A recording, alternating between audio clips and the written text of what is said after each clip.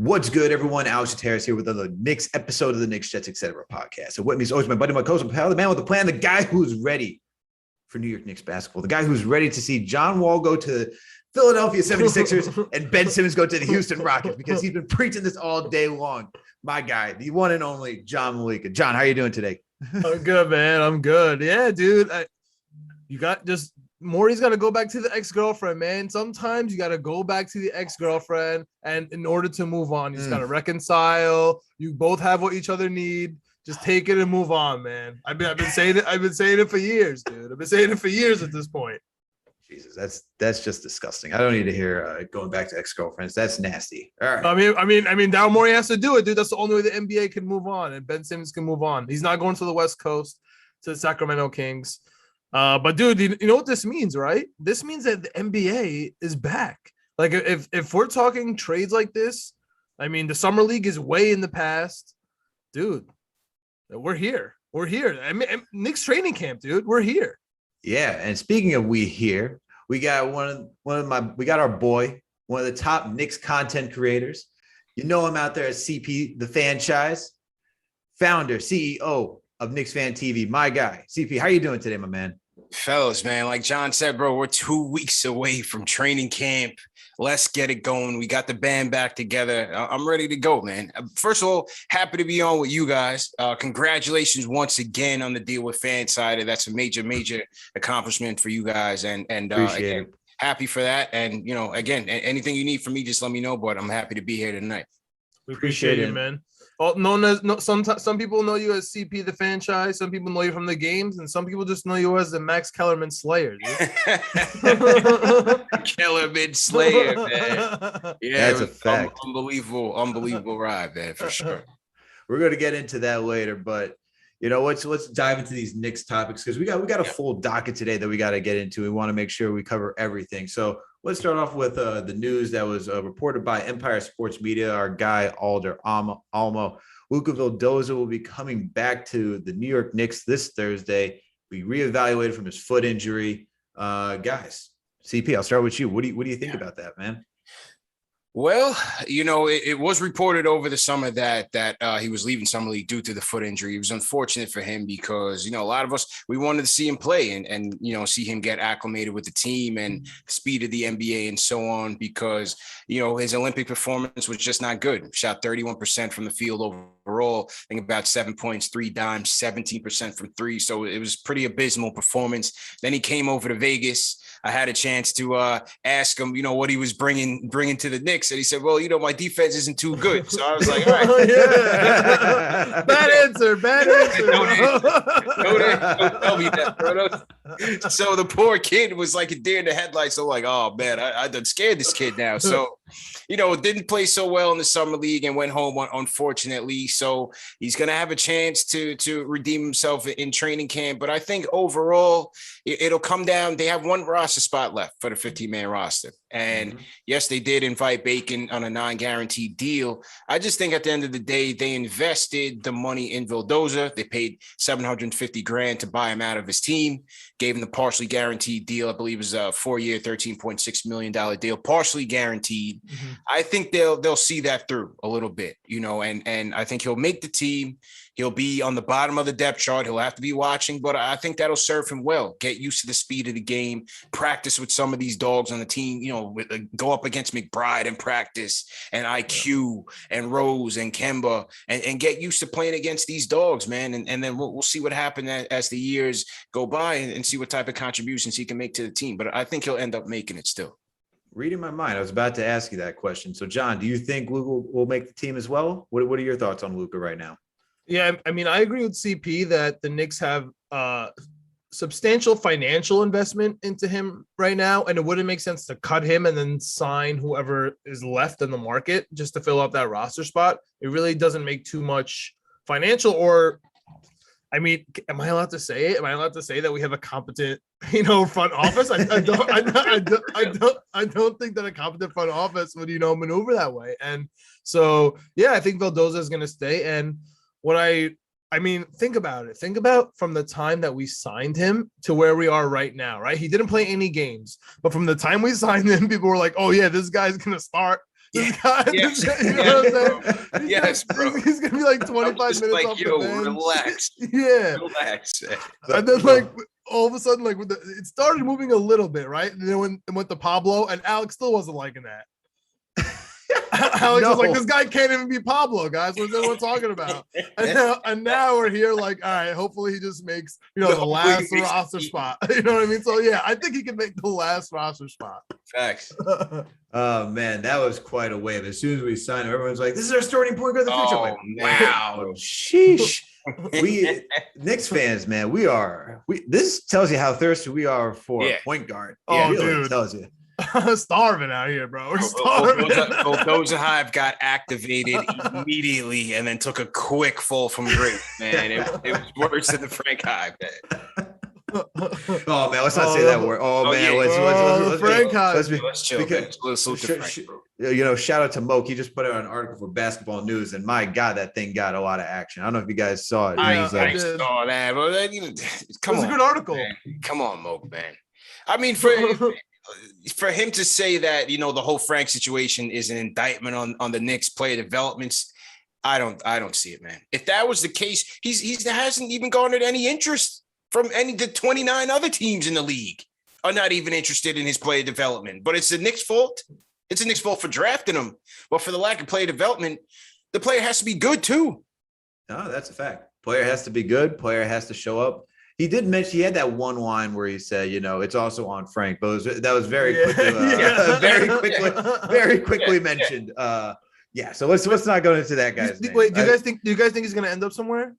Back in France. I mean, wow. It was. I forget the team. You shared it. That Nico Mannion is playing for now. Nico Mannion has an intestinal infection, so he's going to be out. And it was said that team was interested in Frank, but it wasn't clear whether or not the interest was mutual. I'm sure he's trying to stay, and at the NBA level. I would think playing internationally would be the last resort, but we'll have to see. I think once you go through training camp, anything is possible. You have injuries, you have guys that don't, meet team standards, and maybe he'll crack vet minimum salary roster spot somewhere.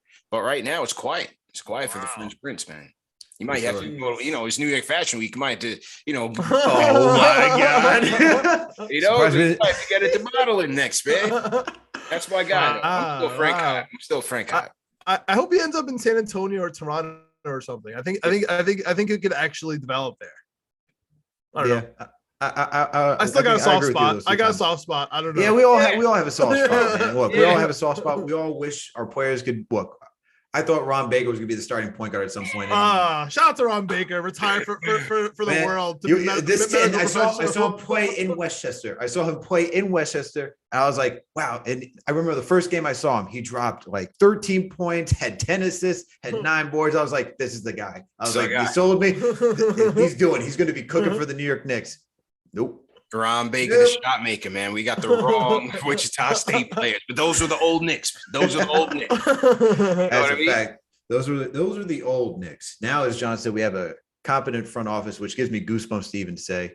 And so we saw the development. We saw the turnaround. But I guess to finish off before I even go in that direction, I do agree that I think Luka's going to make the team. I don't think you're going to just put money into him and then let him walk away. I think he will make the team. I don't see Dwayne Bacon unless Dwayne Bacon just somehow improved his game all over. But moving on to the next topic, with this competent front office, we saw them take a major leap this past season. We saw Julius Randle come in, be our most improved player, make the second All-NBA team. We saw, a standout rookie in Emmanuel Quickly. We saw RJ Barrett improve from 32% from 3 to 40% from 3, and then improve just having a mid-range game as well. So we saw a lot of guys take that next step. So there's just a lot of expectations, I feel, from the fan base, from media, from everyone at this point, that the New York Knicks will either maintain or take another step forward.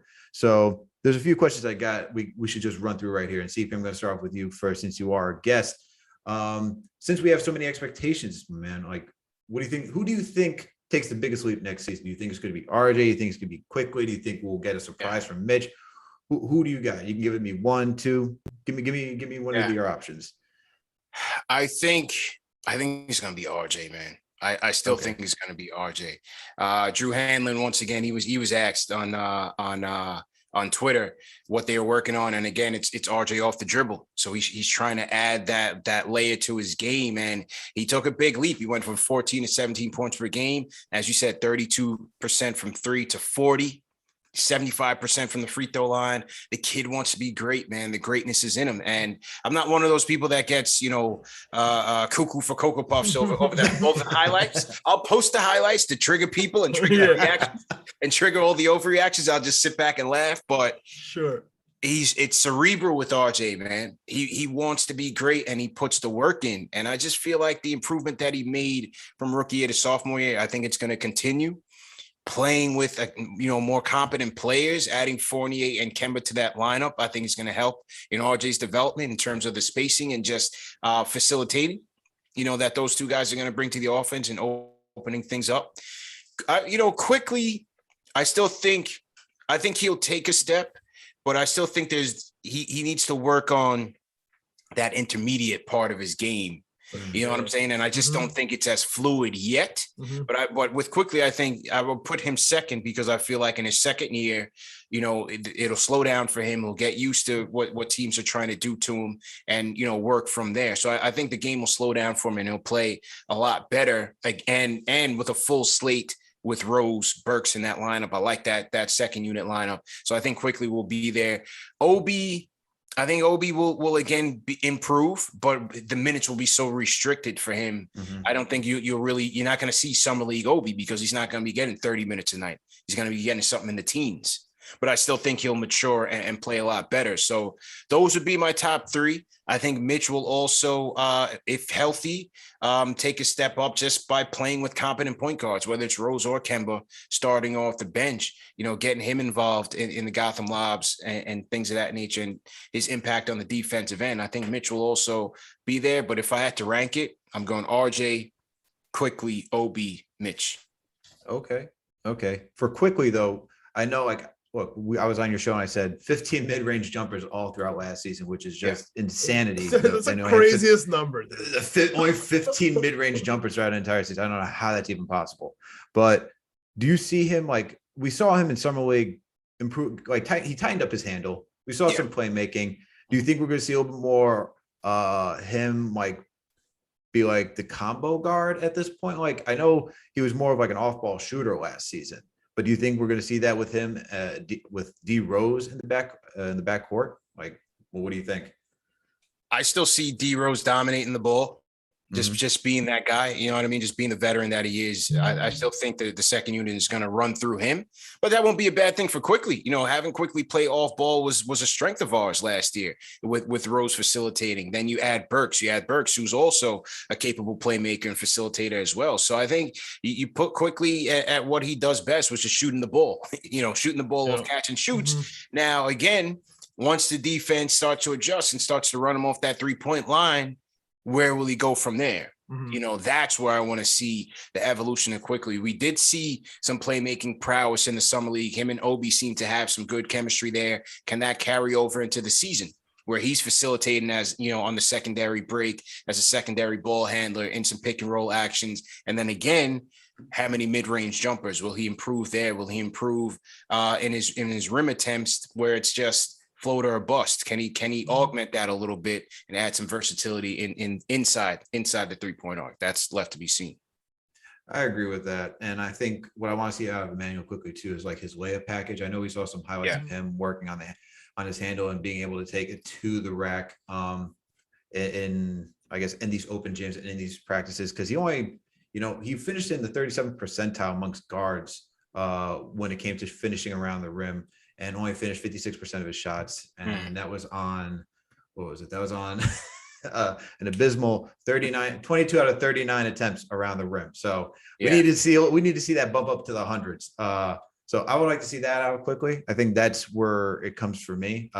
Mid-range, we didn't even see it during summer league, so I'm not really expecting it, but we'll see. We'll see what happens. That's the thing, dude. I was going to ask, what do you want to say? That's the thing, man. IQ, I have high hopes. You know what I mean? I want him to expand from that Jamal Crawford, role, but from where? Where's it going to come from? We just saw him a month and a half ago, and he was playing ball. So I just don't. I think it's really optimistic of us to believe that. And you're talking about minutes, CP. Let's talk minutes. Alfred Payton is not here anymore. Yeah. He's not here for 8 minutes to just take the tip off, hang out for a second, and then just leave. Mm-hmm. So Kemba Walker, hopefully he's healthy. Knock on wood. He's going to be eating up all those minutes, and then we have D Rose. And to be honest with you, the person who, in my opinion, is going to get phased out the most is IQ. And you mentioned Obi. I don't think it's going to be Obi that's getting phased out. I think so. Correct me if I'm wrong, but one of our issues last year is we had nobody off the bench for Randall. I know that Tibbs doesn't sit Randall. I get that point, but even if he were to sit him, there was just no offense in. Obviously our center is not getting us offense, and then there was no big man to get us offense either with Julius Randle. I'm hoping that Obi can fulfill that Amari Stoudemire role off the bench for those 20 minutes. Like I'm not gonna go crazy. I'll cap it at 20. But I think that if he can get 20 minutes and maybe like 8 points, 4 rebounds, and a defensive play off the bench, that impact would be quote unquote most improved for the Knicks. Like that impact would change everything. You know what I mean? Like, because if we have D Rose and IQ just hanging out there and we're not super relying on them to just like, hopefully IQ hits 5 threes. You know what I mean? So we can come back in this third quarter. Hopefully D Rose gets that crazy layup package going so we can get in there. Hopefully Obi stabilizes it. But if you want me to like really, really sit here and dream, it's Mitch Robinson, CP. Like you said, it's Mitch Robinson. I need Mitch Robinson to get off his injury hump. I need him to get off his foul hump. I need him to just stay on the court and be Tyson Chandler. Like if you could just please just do that. Mm-hmm. And then we have Noel off the bench. And then, we're not going to put so much pressure on him and his joints. Poor guy. I mean, you were at the games, dude. You see him being wrapped up with the medicine ball every single time out, bro. Every play, you didn't think he was going to make it to the end of the game, man. Every play. It's crazy. So, like, we need to keep him alive. And we saw how valuable Taj Gibson was, towards the end of the year. So we need to keep these guys healthy. And it's all going to start with Mitch. If we have Mitch there, that's killing it. If we have Obi off the bench, just doing something decent. And if IQ could just stay the same, like that's all I need from those. I don't need IQ to. I know we want him to turn into Rip Hamilton. It's not going to happen, guys. It's not going to happen. He's just going to be Jamal Crawford at least this year. But like the last note on RJ, I just have this crazy, like when you just have no worries about somebody, like he's not even on my mind. Like RJ Barrett doesn't even cross my mind. He's not in my debate. Like he's fine. He's really in that Randall zone for me. Like if someone's going to come up to you and start arguing, do you think Randall's good? You're just going to be like, dude, he's fine. Like he's like, and for me, RJ is fine. Like I think he's Jimmy Butler, but better. Or as David Zenon says, he's Jimmy Butler with a shimmy. So you know what I mean, like, and I'll take that, I'll take that. So I'm hoping it's Mitch. I'm hoping Obi steps up, and I'm hoping IQ just stays the same. With Kemba Walker there, IQ staying the same is incredibly valuable. It's not desperation mode. That's right. That's like cherry on top mode. And if we can get IQ to get 5 threes on the cherry on top in the fourth quarter, we're going to be blowing teams out, which is, unreal to say. And it sounds like I'm talking in September because I am.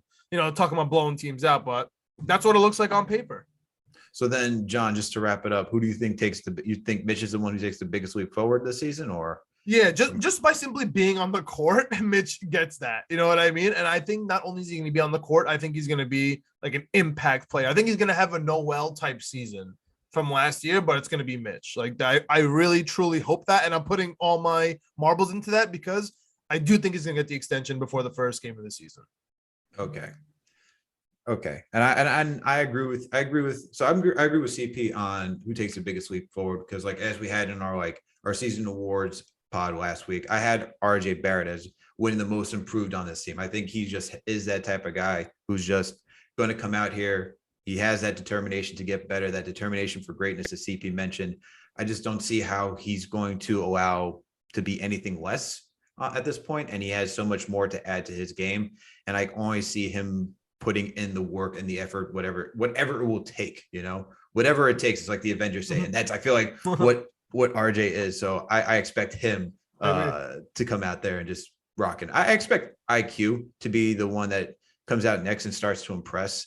I agree with you on Obi. I think I'm just concerned like where the 20 minutes comes because Tibbs just general nature is just play the best players. Like, like he was running Taj like 32, 36 minutes out in Chicago. And I just see Randall just getting 30 some odd minutes. If we get 15 minutes from Obi, I think that is being gracious from Thibodeau. Although I do see Obi taking a step forward. He did show something in summer league. I still think he has to develop a little bit more confidence, but I'm liking what I see from him. So I'd go RJ, IQ, Obi, Mitch. I just need to see Mitch be Mitch. Just like show that he is taking development, be that guy.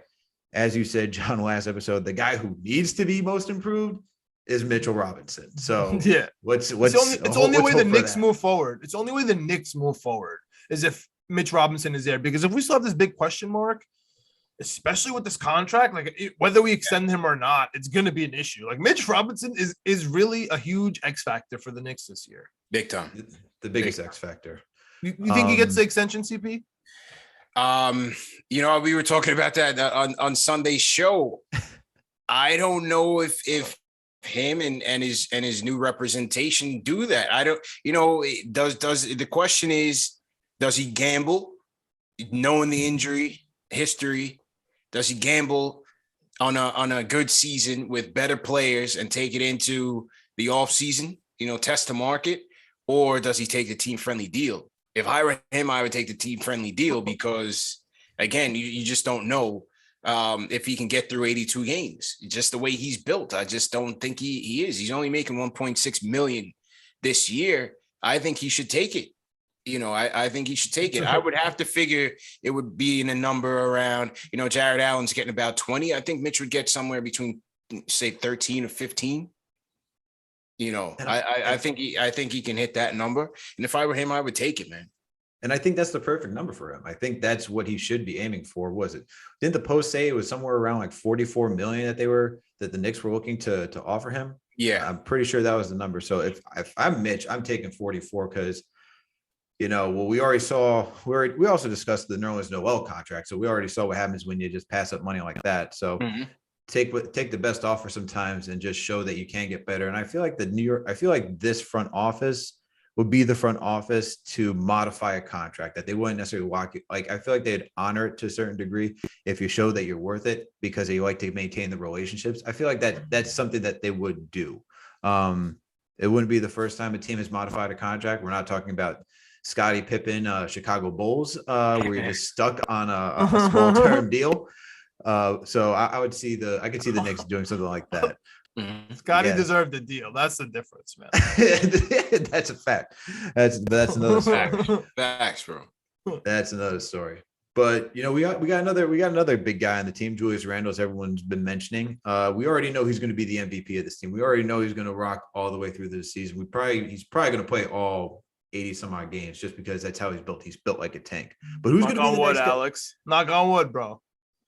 We need Julius, bro. We need Julius. But who do you think is going to be the next guy to make the impact on the team? CP, I'll start off with you again. 100% Kemba. It's 100% Kemba. We now have Rose was that guy, but we now have, even at 75% of who he was, a competent pick and roll point guard. And again, I think that opens up everything. When he was operating out of the high pick and roll, how he can shoot the mid-range jumper, his rim attempts were down this year. Again, could you blame it on the knee injury? We'll see what happens next year. But he finished in the 95th percentile in finishing around the rim, like 69%. And when you're used to Peyton bricking at the rim, even Rose not being as efficient at the rim, RJ Julius, that's a breath of fresh air. Yeah. So now you have a guy that you're going to have to respect his drives. And when he collapses at defense, now it opens it up. You got RJ on the wing. You got Fournier on the wing. You have Julius on the wing. You have Gotham lobs to Mitch. I think Kemba's going to be that guy that makes it happen, even if he's, again, 75% Kemba. I think it's still going to give this offense a lift just because of the way he can operate on the pick and roll. The thing is, when you watch these other teams, especially in the playoffs, it's about creating advantages, right? When I looked at the Hawks, the way they create advantages, it's all through Trey. pick and roll, his 3-point shot, but then he can go to his wings and they can create for themselves. So there's so many ways that they can beat you. With the Knicks, it was really just like, okay, it's Julius and it's ISO. Yeah, ISO Julius. Ball, yeah. And then it's, catch and shoot for RJ, catch and shoot for Bullock. Rose will come in and create for himself. Burks to a mellow offense, bro. I call it the mellow offense. It's mellow offense. So I feel like just having Kemba here being a dynamic pick and roll player, still, I think it's going to give us again options to create advantages on this team. If RJ adds that, shooting off the dribble, that adds that. So I think it gives Julius some help. But overall, it's Kemba, man. That this thing has to flow through Kemba. I think he's going to be a big impact in the starting lineup. You don't think it could be RJ being that Knicks guy, like who could make the most impact on the team? Or do you think he's just still too young and we still don't know? He's still just an unknown. Well, Kemba being the point and a ball dominant point, he's going to have the ball in his hands. Okay. So it's going to be on him to make things happen. He's not the combo guard. It may not have to flow through him. Obviously, it's still going to go through Julius. Mm-hmm. But Kemba's not just the combo guard that's going to play off ball. He's gonna be counted on to make plays and be a playmaker for us. So I think his usage is gonna be much higher than RJ's. I think RJ's gonna be more so playing off of him. And then also with Kemba is the clutch factor. It was a couple of years ago. I think his last year with Charlotte, he was second in the league behind Harden in terms of total clutch points. Now, again, he may not be the same guy, but I factor in playing at home, playing at MSG, playing with a chip on the shoulder. I just feel like he'll be another option for us in crunch time as a go-to scorer. And I think he can get it done. Is that chip on his shoulder coming back from like a down season with injury, or is it chip on the shoulders? Okay. Yeah, I think coming back from he finished fairly strong, off of that. But I think, there are doubts there. And just coming back to the Garden, man, he's the energy is going to take over, man. I'm telling you, the energy is going to take over, man. He's going to want to be that guy again. He was already at your team's home opener this past weekend in rocking the blue, rocking the red hat. He was at the Yankee game. Yeah, Kemba's in it, man. He's invested, and I just feel like you're gonna have those cardiac Kemba games, man. You're gonna have one of those like 40-point games at MSG where he's just going dumb, and I feel like he's gonna have a couple moments in the clutch as well. So I think Kemba's is on pace to be the second guy that has the most impact next to Randall. And him doing dummy stuff in MSG is going to make me spend way too much money buying all this Knicks gear. And 1,000%, bro. 1,000%. Dolan he's doing the money dance at his crib right now. And I love Derrick Rose too. So it's already like Derrick Rose jersey and a Kemba jersey. It's just write it up already. Mm-hmm. It's going to happen. John, what about you? What do you think? Who do you think is going to be the second guy on this team? Well, I think the second guy has to be RJ. But I'm all aboard the Kemba train, man. CP is waxing poetic about somebody dropping 40 points, and not only that, a point guard, like a legit point guard dropping 40 points on the Knicks. Like, sign me up. Like, I have no qualms about that. And the most important part of that, say he drops the 40 points is like the next game, right? Where they're scouting. And like CP said, he's going to demand that respect, even if he's 70%, and he's going to kick it out to RJ, who is leading the league from corner three. He's going to, dish it out to Fournier, who can, get a shot. He's going to dish it out to our guys who, like somebody like Kevin Knox, right? Like I know he's not popular, but if Kevin Knox is out on the corner and he's open, he's going to hit a shot. If you give the ball to Kevin Knox and somebody's guarding him, he's going to just look like, I look at CYO and I get the ball. You know what I mean?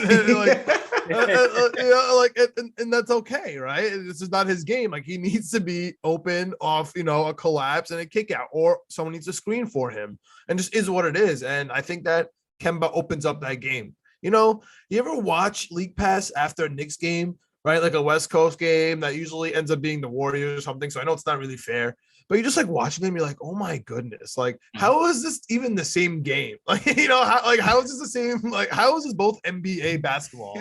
You know what I mean? Like what I just watched and what this is. And so I'm hoping like a point guard like Kemba Walker does put us on the map, does demand respect, and then that just changes our whole offense. We're never gonna play ISO, Randall anymore, or we are going to play ISO random, just not the majority of the time.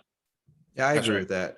I agree with both of your sentiments on Kemba. I definitely think it has to be him. I would like to see RJ take a big enough leap where, you know, we don't have to be reliant on Kemba, just because I'm worried about his injuries and coming back from that, especially the knee injury, and having the stem cell surgery done for it.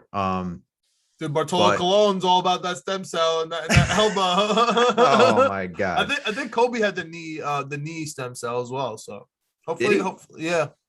Okay. Yeah, he did. He went to Germany for that procedure. Oh, that's right. That's right. That's right. The whole, okay, that's right. Having the doctor over I remember the whole Germany controversy. Mm-hmm. Yeah, for sure. So I agree with you guys about Kemba being that guy. I would like to see RJ like help facilitate that as well, take some of the pressure off Kemba and Julius as well, just being, I guess, the third option, because RJ was the second option last year by de facto, because looking at our starting lineup, he had to be. Hopefully he takes a big enough a step to help and alleviate Kemba, because when I look at like both of our point guards, both who are injury prone, both who are getting to really close to the end of their careers, I'm just worried about Kemba being that guy to just rely on. I know you mentioned 75% CP, and I agree with that. 75% Kemba, that's a hell of a deal for $8 million, and that's still a guy you have to respect. Look, they have to respect D Rose, and I think D Rose is maybe closer to like half of what he used to be, because he's not that explosive like mini LeBron James guy. Careful, don't trigger the Rose Hive, man. Watch your words on Rose. They're gonna come for you in the comments on Twitter.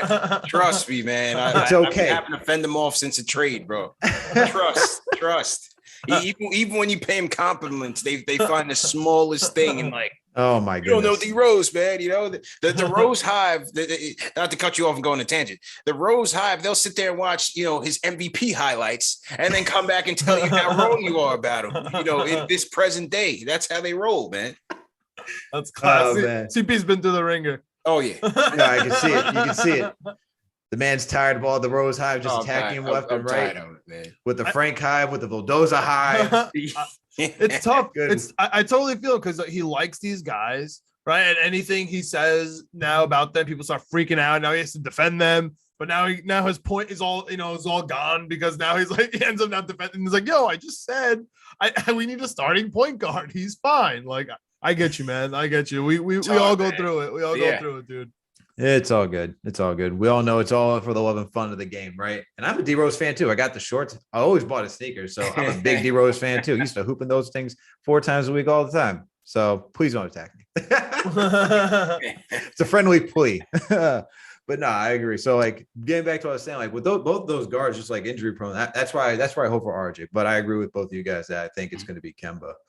All right. So with all that said, since we have an idea of like who we want to take that big leap, who we think is going to be that second option to help this team move forward, what do we expect the record to be? You know, what do you guys got? John, I'll start with you this time. What are you thinking? I mean, I gave Jolito the 50 burger, which I know is being super facetious, but we were getting hyped. We were getting hyped on that pod. So I'm gonna give him that 50. I'm never gonna shy away with it. He told me he's holding you to it. I know. So I'm gonna stick with the 50, bro. I don't want the smoke. I'm keeping 50, bro. I got you. Just give me the 50. I'd rather be wrong on that. CP, just so you know, Julito came on here and gave us the 53. 53 wins. Julito talking spicy, man. Yeah, so I'm thinking I play the prices right. 50 burger. Yeah, man. What do you got, CP? We were getting hyped on the pod, man. We were getting hyped. 53-29. I mean, to go 53 and 20, a lot has to break right for us. That includes health for Rose, Kemba, and Mitch. Three important pieces. RJ and Julius have shown the ability to stay durable. So it's really Rose, Kemba, Mitch. They stay healthy. I mean, I think it's still a stretch. And you know, just real quick on the RJ thing, I think for him to truly be that second impact guy, I think we really have to count on him affecting those moves in the mid-range, whether it's off the dribble or finishing better at the rim. And because it just hasn't been there last year, I think it's hard for me to really see him. Yes, he'll improve. I think he'll improve in those areas, but I don't think he'll get to that point where it's just like, all right, he's going to be our next go-to guy. You know what I'm saying? I think he'll still have to be a role player of some sorts, but a good one. I'm going to go 46 and 36. I think that's what I said on the show, and I'm going to stick with it, man. I like that. I'll go 46 and 36. Okay. What seed does that get you? I think so. ESPN has us in the 6th seed at 44 and 38. Mm-hmm. Okay. But I think there was only like one game separating us and Boston, who was in 5th. Actually, ahead of us. Let me just double check that and make sure that's accurate. ESPN had us in, and Al, you can edit this, right? Okay, all right. Mm-hmm. Hang on, Alex. What do you got for your? See, I got 48 and what was it 34. That's what I got for the Knicks. I feel like 48 and 34. Yeah, 48 and 34 Okay. is what I'm going. We're close to 50, but just not there. I Yeah. feel like we're gonna get some interesting wins that we're just like they're gonna be head scratching wins for us. I'm gonna take them. I'm just like, all right, we did it. Let's keep moving. I think 46 and 36 can get us 6th. I think he could get us 6th. Mhm. ESPN has us in the 7th slot behind the Celtics by a game. Ew. What? Yeah, get out of here. Get out. Stop that. We're not gonna be behind Marcus the Smart Celtics. with who? Marcus Smart as a point guard? I'm not buying that. Give me GM Brad Stevens. I am shorting that stock. President of basketball operations, Brad Stevens. I don't am buy any selling of that stock. whatsoever. Sell it as fast as possible. That team. Wow. And can I break some news here? Let's hear it. According to Mark Stein, we were just talking about this. The Dallas Mavericks are expected to sign Frank Ntilikina. Oh, wow. Let's go. There it Frank is. is back. There it is. The Frank Hype is back. Let's go. Take You my gotta save the words. NBA, bro. You gotta save the NBA. Take my Wow. France playing back in France words and Let's go. Frank They got Hype and KP reunited. the international squad, dude. They're the international squad down there in Dallas. yeah. Wow. Interesting developments here, fellas. I think it's a great move. Yeah. It's a good move for Frank. I mean, Yeah, I good don't for him. like. Yeah, good for Frank. I don't know what like. I don't Brunson know on the where- hot seat. I'm kidding. I'm kidding. I don't see Plains. I don't see a slot for him in the rotation, but hey, good for him. You know. That's what I'm saying. I don't know where he plays, but good for Frank for staying in the NBA. Yeah. Now, yeah. now the Frank haters will be angry because they thought he was going back overseas. Yeah. Exactly. But yeah, getting back That to Dallas game got even more spicy, man. That Yeah. Dallas Knicks game got even more spicy. Got even more spicy, man. We got Timmy down there. We got KP down there. We got Ooh. Frank down there. The rivalry is hot. Knicks West. Yeah, Knicks West. it's gonna be some Bullock, we got animosity. Bullock out there. Bullock. Oh, that's true. That's right. We Oh got my Bullock goodness. out there. Wow. Forgot about that. It's gonna be a fun. Wow, one. that's right. It's gonna be a fun game in the Garden. Wow. CP, I'll see you at the Garden versus. I'll the see you at the Mavs game. Garden, man. I'll see you at the Garden. I'm coming down for that one. I'll see you all at the guard. I'm coming down for that Let's one. go, man. Interesting. Okay, well, good for him. Good for him on a personal level, you know. Yeah. For sure. Now he can take the R&B album covers down to Dallas. You know, it's That's nice it. warm out there. You That's can wear it. the shorts, That's do it. whatever, have it unbuttoned. There you go. That's it. Frank, good for Frank Ntilikina. So Al, you were saying 48 and 34. So that, what do you think? That's like fifth seed? I think we're fifth seed, the least sixth seed. That's where I'm going. with That's this what I'm team. putting. I'm putting the bar at the 6th seed. I don't see I know the East got better.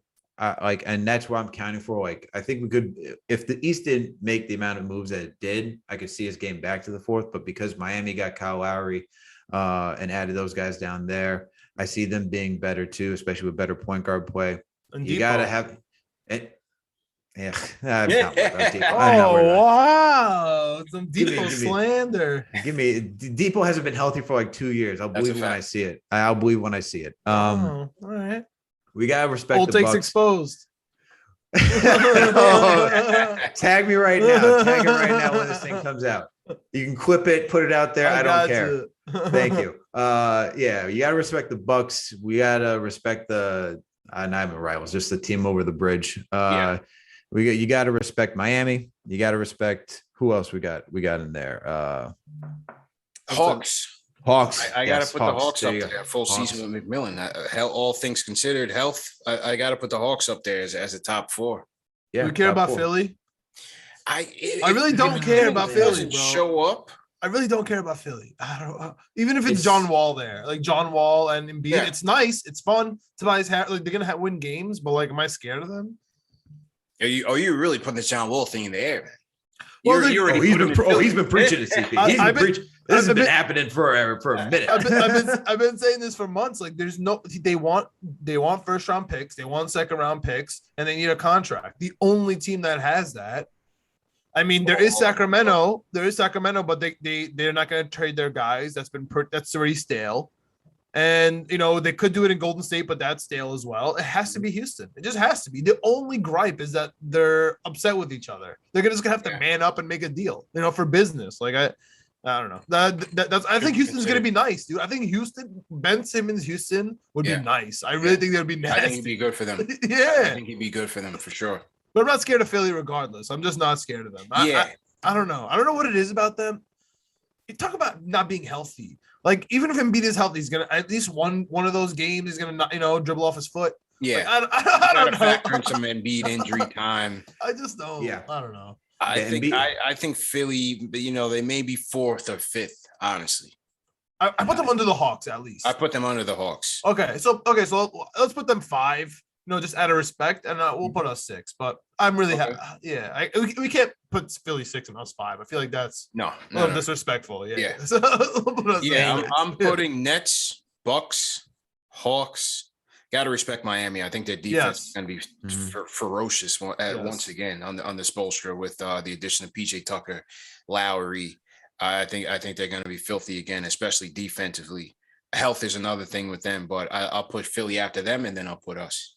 Yeah, okay. I like that.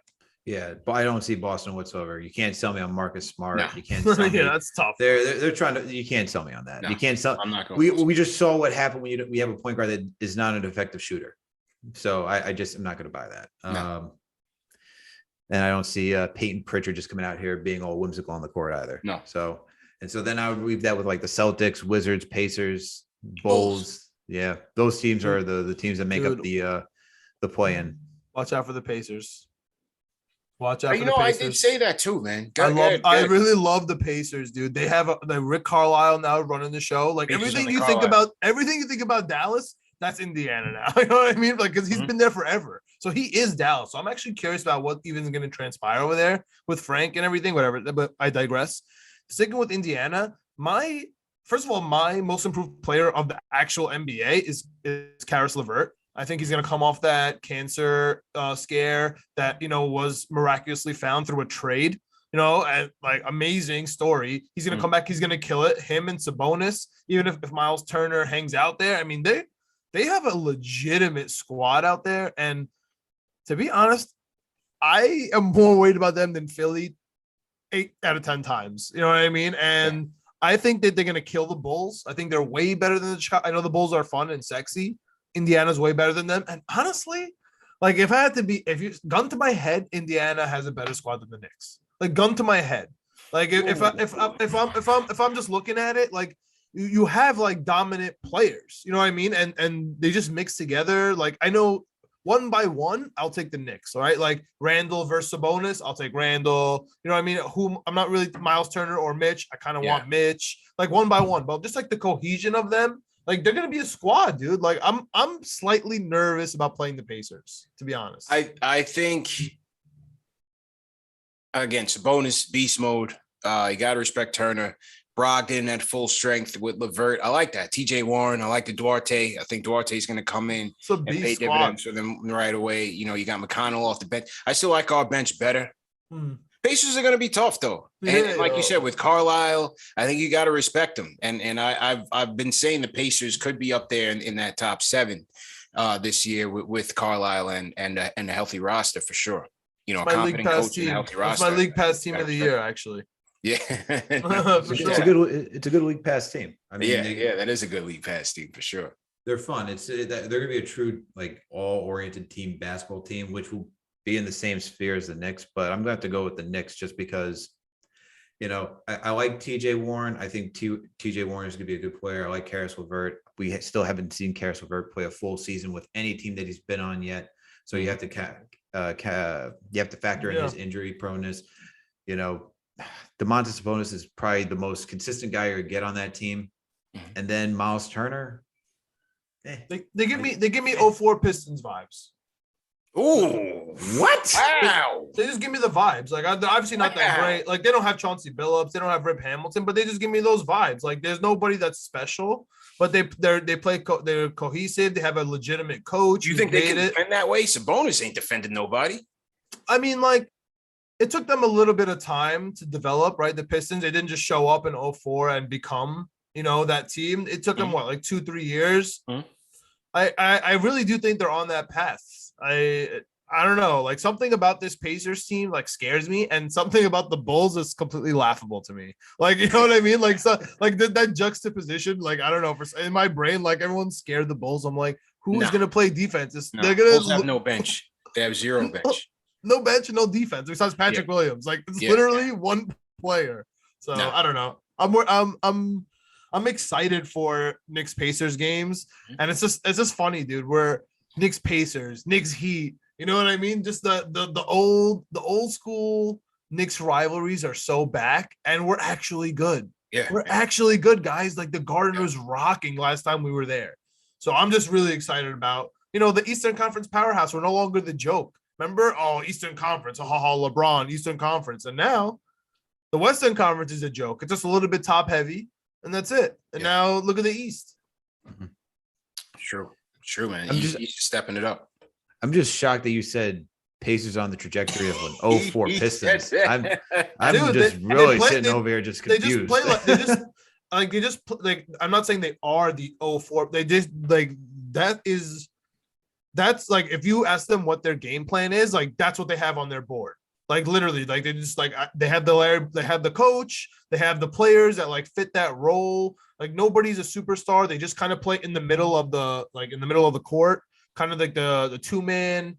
I don't know. Just I watch a lot of League Pass, you know, as you know, I watch a lot of NBA, and Rick Carlisle on the Pacers, dude. And dude, LeVert, when he was, oh man, I don't know. LeVert, offensively, I like their balance, but I don't think they'll be their defense nearly as well. Really? You don't think they'll be Brogdon? Yes. Sabonis he's weak.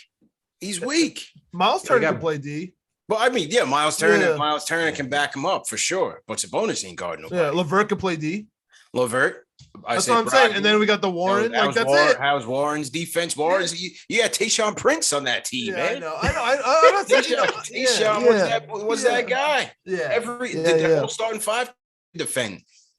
I know. I mean, they won the championship. They got Torrey Craig now, so everything's solved. Yeah. I'm just saying, I think the Pacers are good. All right. Well, before we get into more general NBA topic, I want to dive off the beaten path a little bit, because CP, I got to ask you, man. You made a lot of headway going into the season with the Knicks being good. You're putting out phenomenal content. We see you then just take that next step, get on ESPN and battle it, take it every single Tuesday with Max Kellerman. How was that, man? I want to get a little bit of inside knowledge on that, man. How'd you like it? Yeah, it was incredible, just because like that was never even my goal. You know what I'm saying? Like, my goal was I was always just focused on Knicks Fan TV, just making fire content, vibing with the fans, you know, having a good post-game show. I was very well prepared for a 26-win season, you know, and a lot of losses and keeping the fans pushing through that. And so, you know, everything was just a roller coaster, man, just riding the wave of the team's success. And everything kind of just, you know, fell into my lap. Like it started with the whole Rappaport thing. You know, remember me and Rappaport started going back and forth on Twitter. And that was a lot of fun. And then I kind of just spoke it into existence, man. I think there was one show when I was talking about the Rappaport thing, I was like, yeah, Kellerman is next. Yeah. And then next thing I know, you know, I get invited on the show. And at first I thought it was just going to be like that one time, like us going back and forth on Knicks. And then after that one, they invited me back for a second one. And then we're going back and forth on Knicks. And then I think after that one, he mentioned it on the show to his producer. He's like, what do you think? Let's bring this guy back, every Tuesday or something like that. So I'm like, oh shit. I remember that. He mentioned that live on the air. He mentioned it live on the air. I'm like, oh shit. Like, right, wild. Yeah, exactly. Right, right on, no doubt, no doubt. So, and then as the shows progressed, it became less Knicks, more LeBron, like Paul Pierce said. Yeah, it's more LeBron. They want to cater to the casual audience, and I get it. But he started respecting my overall NBA, acumen and knowledge, and that was cool too. So yeah, it was just an incredible ride, man, because like I said, I never expected it. I never even, dreamed that could happen. But I give credit to them for, embracing the independent content creator like us, man, because I just feel like we can cover this team. We can talk about this team as good, as well, or better than anyone that's on mainstream media. And that's not a knock on what these people do, but I think, the fan has become so sophisticated now as compared to years before, based on all the stats and all the knowledge and everything that's out there on the internet. We can do this ourselves. We can do this ourselves. We may not have the backing of a mainstream media as yet. It's coming. We'll get there. But I think people embrace that, so I thought it was good for ESPN and those guys to recognize that, that there's a budding ecosystem here of knowledgeable, passionate fans, and they're not just homers. We're not just going to wave the pom-poms. If these guys stink, they stink, and we'll call them out for it. But people are embracing that authenticity more so than just the hot takes of sports media. And everybody has their lane. There's a lane for the hot takes and the Skips and Shannons and the first takes and stuff like that. There's a lane for the super analytical, Lakers film room and Knicks film school and what those guys are doing. There's a lane for what we do. There's a lane for everybody. So, like I said, I think it was just it was cool for me to kind of represent, our lane, so to speak, on the main stage. And for him to respect and embrace it. It was great, man. No, absolutely. It was great. I mean, you honestly, like, watching you, like, your growth through like Knicks Fan TV and everything you do, like, you have the radio like voice. Like you talk about watching Mike and the Mad Dog. And I just like when I watch you, when I listen to you, like I hear the radio like voice. So that it was just like I hear you have the personality, you have all this stuff. So like you going on ESPN and being able to do that, I was like, that's the guy to represent us and take on Max Kellerman. I was like, that's the guy who I need out there representing us. So thank you for doing that. And hey, are we going to see with Stephen A. Smith? Because look, you talk about them bringing on fans now and content creators and Stephen A. Smith, Max Kellerman's not part of First Take anymore. Stephen A. comes out saying, hey, I'll take on anybody. They had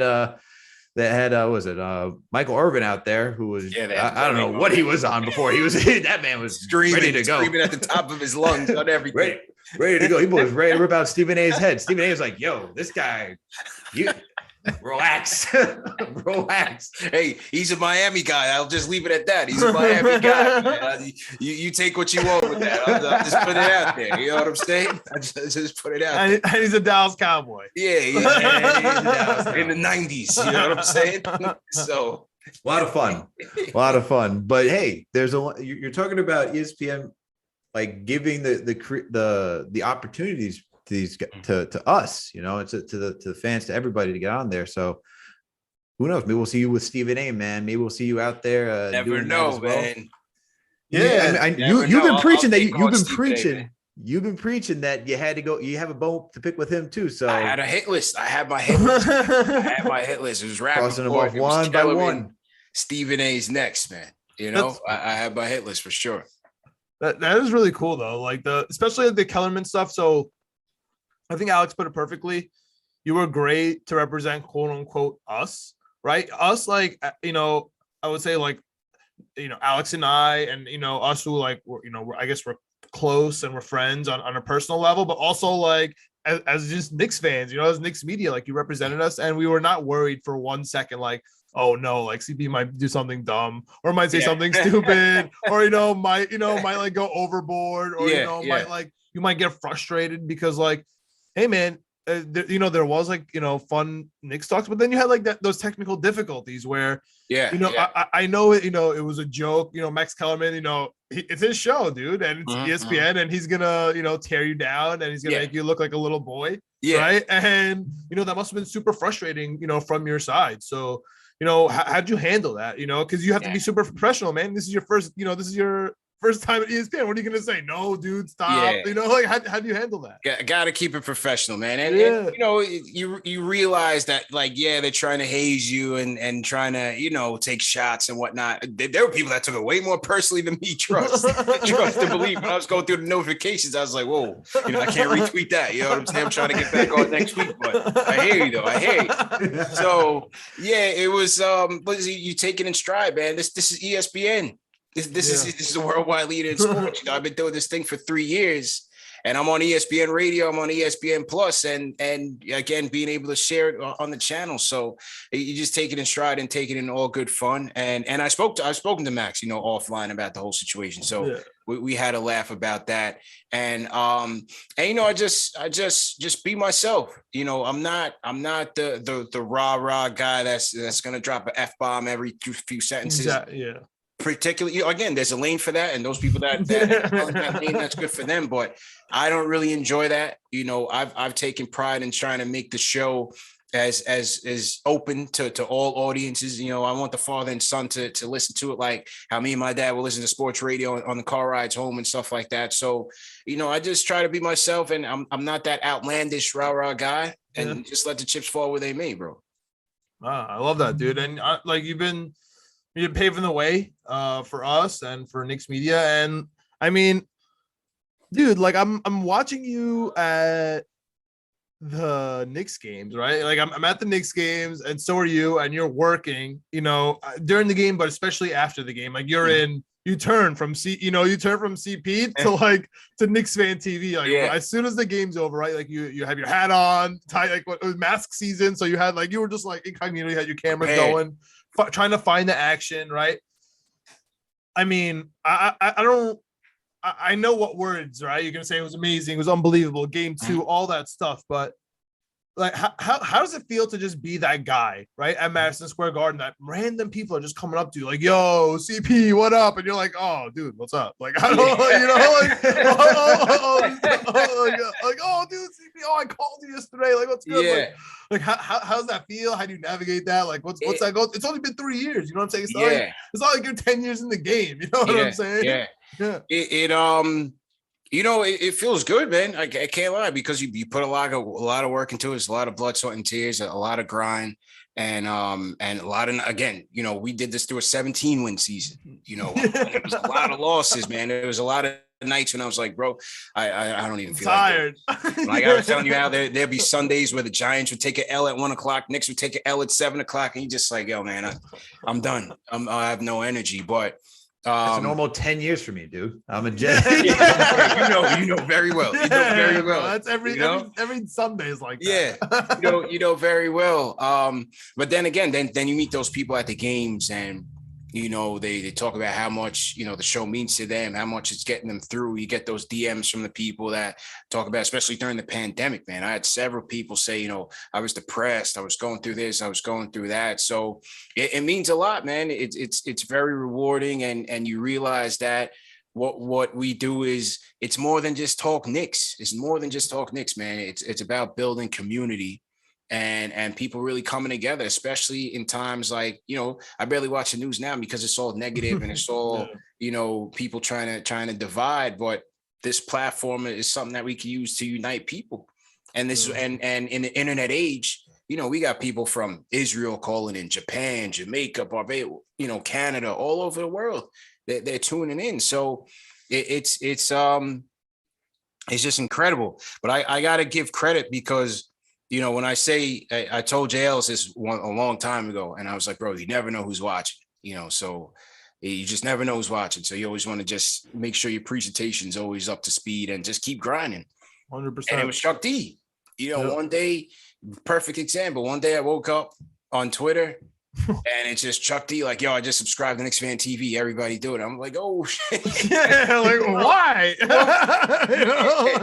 I was like, wait, what? And then fast forward, dude. Now you guys are like boys. Like I'm coming out of the garden. I'm like, yo, what up, CP? You know, saying what up to everyone. And like, oh, Chuck D. Oh, what up, bro? Like, like what's going on? And then like, you know, like, and then Jolito's right there. Like, what up? Like, I don't care who you are, whatever. We're just like, yo, game 2 was nuts, bro. Like, you know what I mean? Like, so, you know, that was prime example of you never know who's watching, man. And he's been the biggest champion, the biggest supporter of the platform. It's how I got on the Kellerman show. It's how I got on Fat Joe's show. It's been Chuck. And he's done this for a lot of hip hop artists coming up in the game, whether it's, you know, Queen Latifah, Busta Rhymes, so on and so forth. You know, Chuck's impact, his you know, just him giving to the culture, man, outside of just being a iconic performer, a part of an iconic rap group. Chuck's contributions to the culture, it can't be understated. And so, you know, for him to take me under his wing and you know, push me out there, I owe a lot to him, to be quite honest. I owe a lot to him. His new pod was awesome. Were you on that? I don't remember. It was. Yeah, CP was on that. Yeah, let's say you had a clip on that, right? How was that? Was that just like a normal production, or were you like involved, you know, in that whole episode at least? The one for The Athletic. Yeah. Yes. Yeah. So similar thing. They called me up and he was the voice of it. He narrated it, and then I got interviewed for a couple of the chapters. So again, just he's just been pushing me out there, man. So I owe a lot to him. That's awesome, dude. That's all. If you're listening right now, you have to check out that Athletic piece with Chuck D narrating. Oh man, like from beginning to end, it was perfect. It was perfect. It was literally perfect. Mm-hmm. Yeah, it was great, man. Great job by those guys at The Athletic for sure. Absolutely. Shout out to Chuck D, because it's like I don't know how to put it. It was like a good, such a soothing voice just to like listen about the New York Knicks and the history of the New York Knicks. I'm like, oh, I'm learning a lot right here. Woo, good times. Because like for me, you know, the Stephon Marbury era, I know for a lot of us was kind of like, it's painful, man. It was painful. I was in high school. Man. That was probably the worst time for me being a Knicks fan, because I was so checked in and out, man. It was like in and I was like, how the Knicks do? Oh God, I can't do this right now. I'm like, I really cannot do this right now. They got embarrassed. You know why it was worse for me, Alex? Because I was so locked in. I was buying the Starberries and just getting made fun of and embarrassed everywhere. Like, oh, why would you wear those? $8. Your team stinks. They're worth $8. I'm like, I know, man. I know we got Marty Collins. I know, but it's okay. Othello Harrington is my starting power forward. Yeah, man. It's all good, Taylor. It's all good. Malik Rose, you know. Oh man. Oh, this is abysmal, man. Abysmal times, bro. But now we're in better times. We're in better times, and you know, shout out to Chuck D. Like I said, that's a great episode. If no one's listened to Shattered yet, please go check it out. It's definitely worthwhile. Yeah. The thing about Shattered was the timing was just a bit off, man. Because, I know. You know, you had the hysteria of us on this playoff run, and then Shattered was just about, you know, the terrible last 20 years. So it was hard to go back. But yeah, I would definitely recommend people check it out, man, because it's a good piece.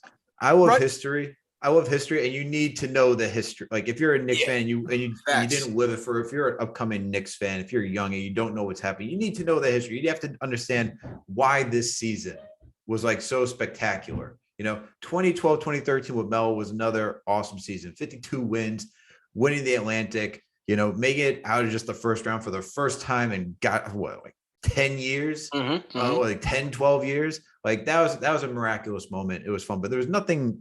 It wasn't like this where it was just so unexpected, so magical.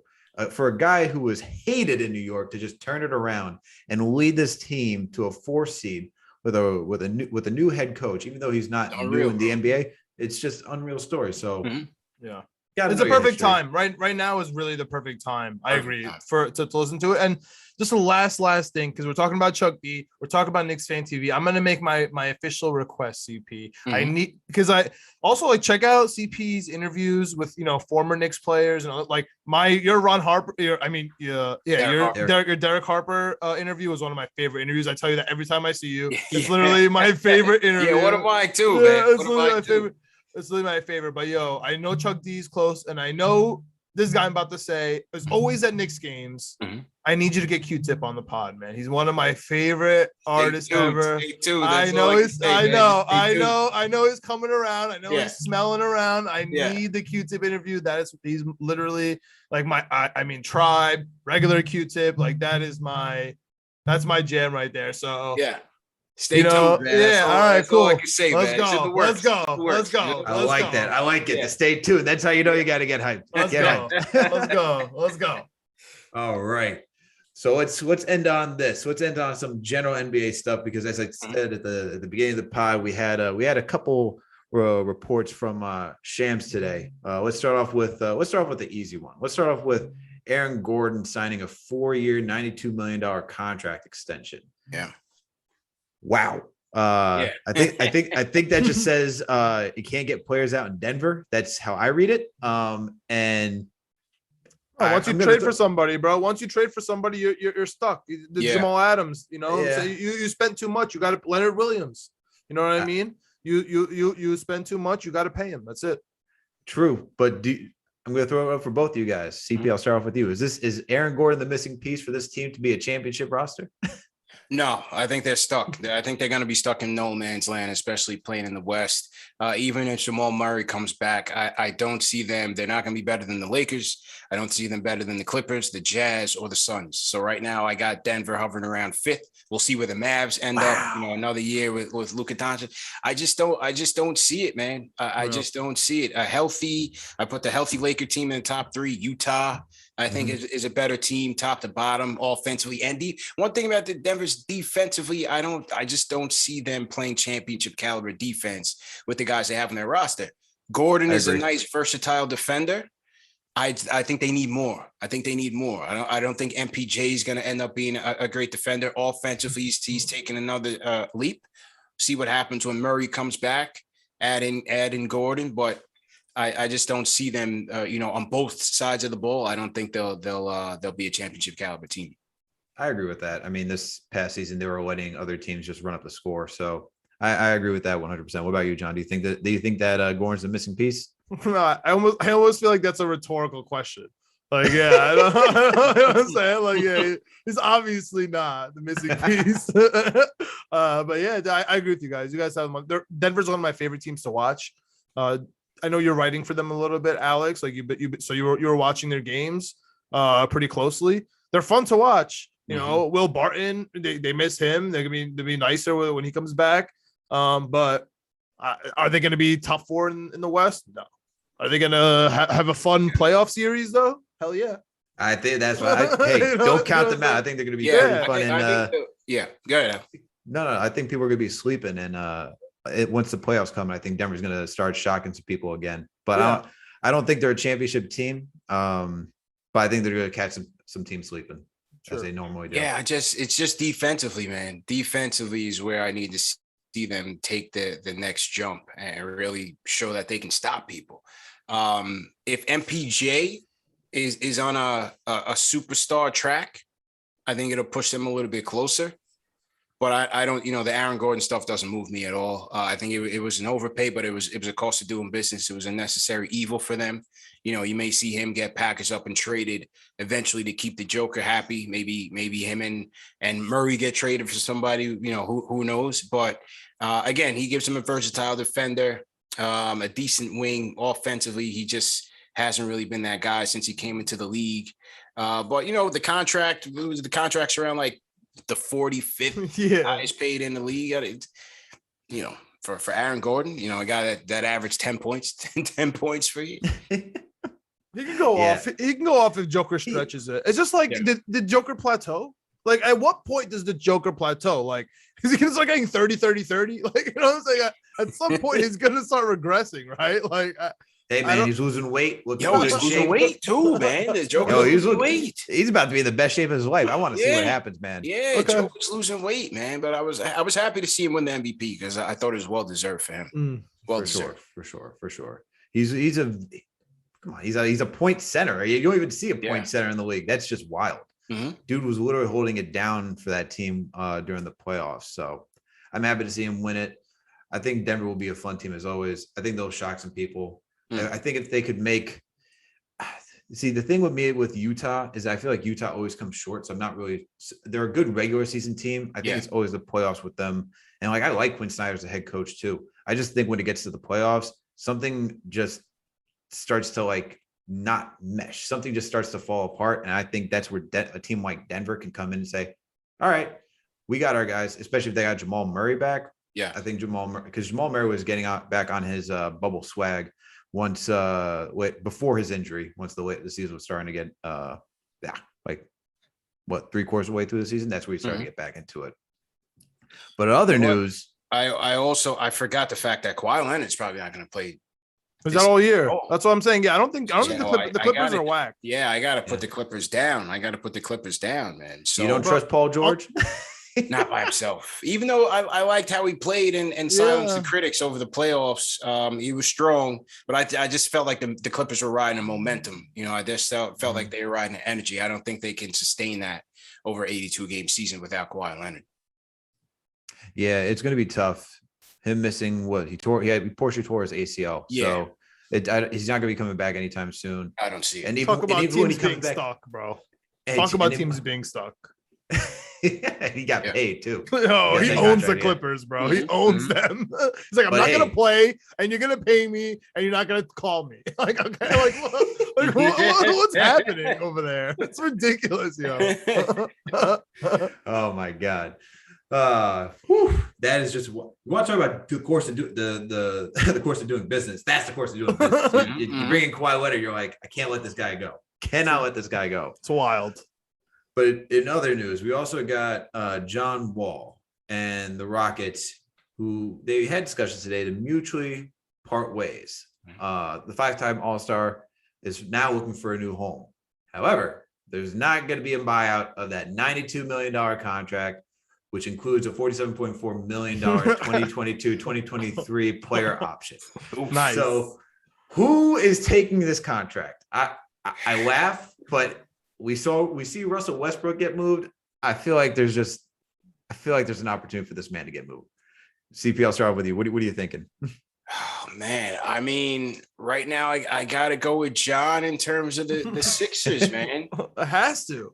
There's no other two spots for these two weirdos. Yeah, like, you know what I'm saying? Like, you know, how many teams are clamoring for a guy that hasn't played an 82 game season since 2016? You know, making a boatload of money, can't shoot.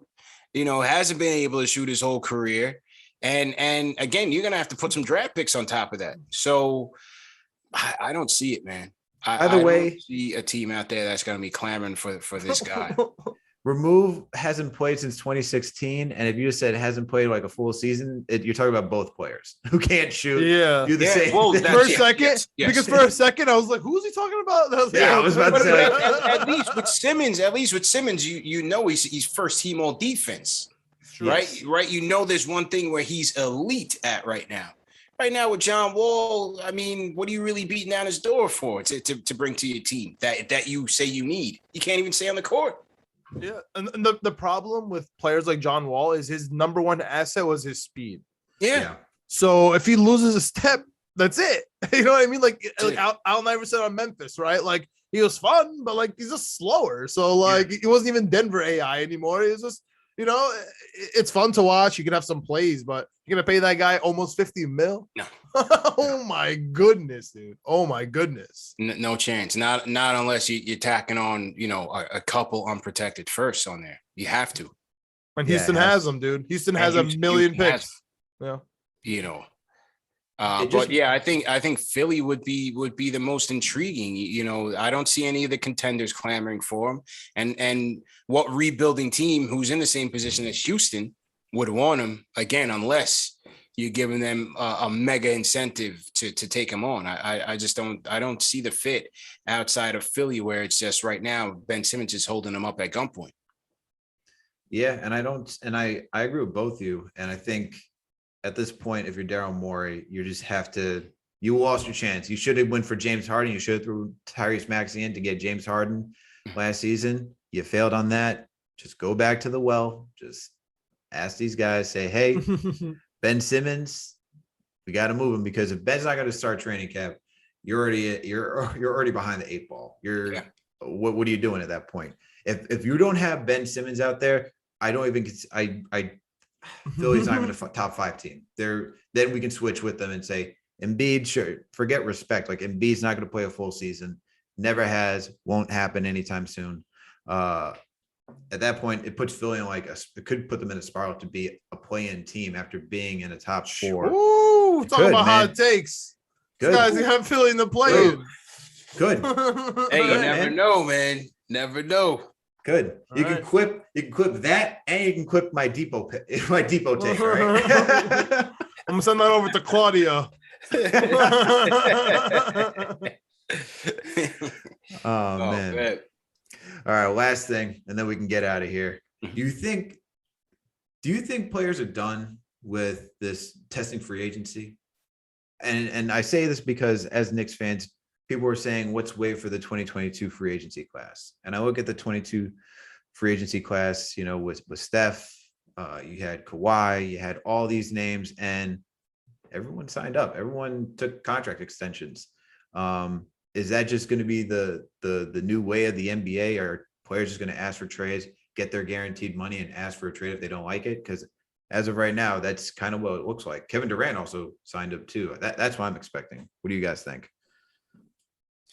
Yeah, I think so, man. I think, when you're looking at up to 35% more in an extra year guaranteed money on a supermax deal. Exactly. These players are going to take that bag. Exactly, yo. Especially some of the ones that, Steph has won already. His bread is buttered a long time ago. He's good. So, he's getting another $40 million bag. That's excellent for him. You see Embiid read up already. We'll see what happens with Bradley Beal and Levine. But I think overall, some players may just say, forget the whole dog and pony show and the whole, some players I think in previous years had liked to be courted and have their name out there, but others I just think with that up to 35% out there, man, they're just going to take the bag and then figure out the rest later, because you can ultimately get dealt while you're in the middle of that deal as contracts continue to go up.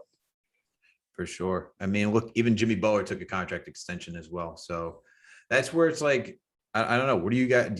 So if we agree that the league is just moving in a direction where everyone's just taking the contract extension, what are trades going to look like then? How many first are we dealing? How is roster construction going to take a hit at this point? So John, what do you think's on roster construction? Well, this is the whole thing, man. These are the unintended consequences of the collective bargaining agreement, right? So they were sitting down to negotiate, and the owners were extremely pissed off about how LeBron and company changed free agency. Like in the span of 3 years, all of a sudden free agency just became a circus where all of a sudden everyone's going to be a free agent. Teams are going to just start stripping their salaries so they can wait for these players to all join up and hopefully be them. And so the owners were like, whoa, we need, and then LeBron and Rich Paul, and we know how that is, right? So the NBA was trying to get a stronghold on that. And so they said, how do we keep players in small markets? Let's add that incentive that CB was talking about.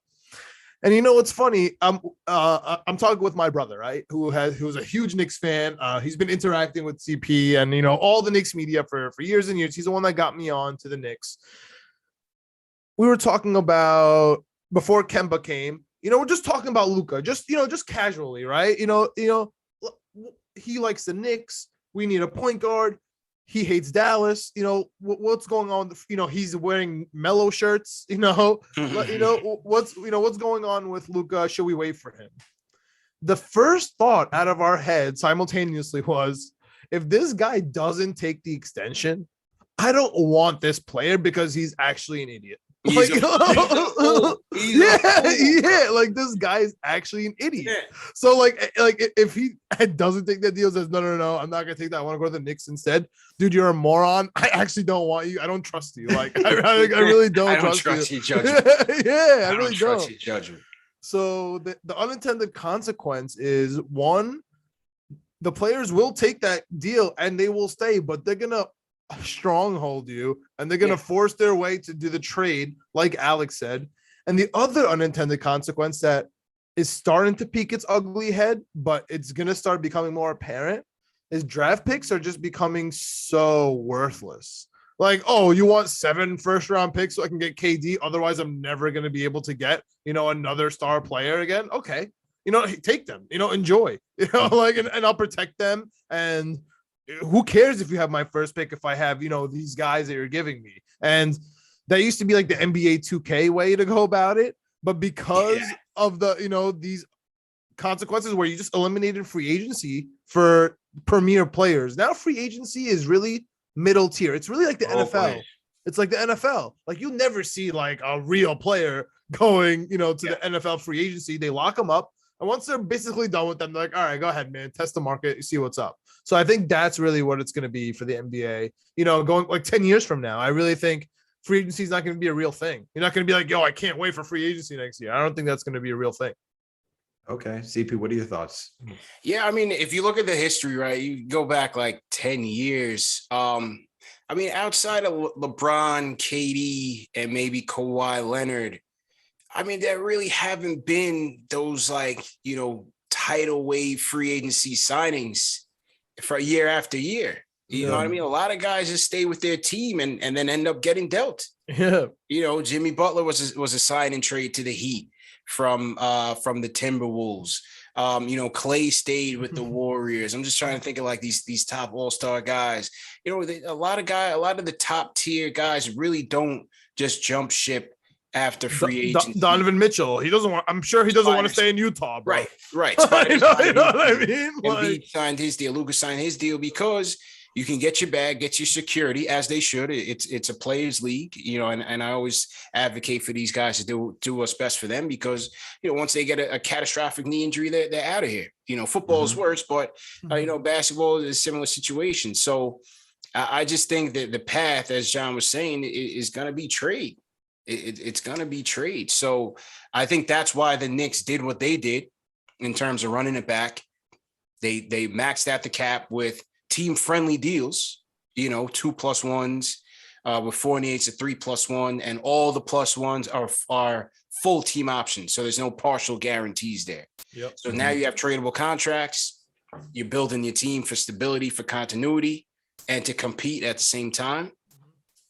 And I think that's the way to go. And yet they still have, their draft capital and maybe some young pieces that they can develop and parsing off for a trade here and there. For sure. I agree with both your analysis on the state of the NBA, like how things are moving. And actually, that's where I kind of think, and I don't know every team's contract situation, but I think this is where the Knicks are slightly ahead of the game and getting those team option contracts and really being on that team option contracts, right? Where they look like, hey, we're going to have to make a trade at some point. Yeah. What is more enticing than a guy with 2 years on his contract, but really 1 year, and the other one's an option for that team to pick it up? I think they're getting ready for the new wave of contracts and how teams are being built. So I like this is where it comes to think like, wow, we actually have a competent front office that's forward thinking, which is just shocking. Gives me goosebumps all the time. But guys, I love this conversation. It was a great conversation. I think this is a good place to end it. We've been doing this for about, it looks like an hour 15 at this point. It's getting a little late. I know we got work in the morning. So CP, please let our listeners know, although they should already know where to find you, please let them know where to find you and if any projects you got up for them to stay tuned for. Yeah, no doubt, man. It's youtube.com/Knicks Fan TV. We also got KnicksFanTV.com that you're writing for, leading the charge on KnicksFanTV.com. So we're growing them out there as well. Also on all major podcast platforms on the Knicks Fan TV. So definitely appreciate you guys, man. Anytime. Hit that thumbs up for your boy. Hit that thumbs up for your boy for sure. Boys all day, bro.